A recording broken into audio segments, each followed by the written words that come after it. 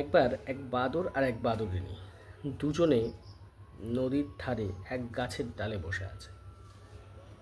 এমন সময় একটা অ্যানাউন্সমেন্ট হয় যে রাত 2টোর সময় যে এই নদীতে লাফ দেবে সে রাজা হবে।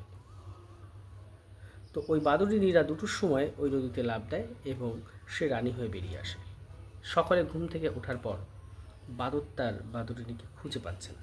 এদিক ওদিক তাকে খোঁজার পর ওই সুন্দরী রানীর সঙ্গে তখন সে বলে, আমার এখানে বাদুড়িনী ছিল রাতে আমার সঙ্গে, তাকে কি তুমি দেখেছো? তো সে বলে, আমিই সেই বাদুড়িনী। তুমি তো কালকের সেই ঘোষণা শুনেছিলে রাত 2টোর সময় যে নদীতে লাফ দেবে, স্নান করবে, সে রাজা হবে। আমি লাফ দিয়েছিলাম, আমি রানী হয়ে গেছি, কিন্তু তুমিও তো এটা শুনেছিলে, তাহলে তুমি কেন লাফ দিওনি? তখন বাদরটি বলছে যে আমার বিশ্বাস হয়নি। তখন বাদুড়িনী তাকে বলছে, আরে বিশ্বাস করে তুমি লাভটা তো দিয়ে দেখতে, কি হতো যদি রাজা না হতে? বাদর তো বাদরই থাকতে। তো মল অফ দ্য স্টোরি, আমাদের জীবনে ঠিক এমন কিছু কিছু সুযোগ আসে যেখানে আপনাকে রিস্ক নিতে হবে।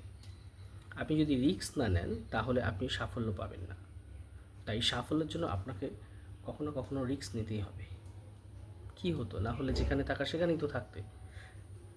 তো একটা কথাই আছে, নো রিস্ক নো গেম।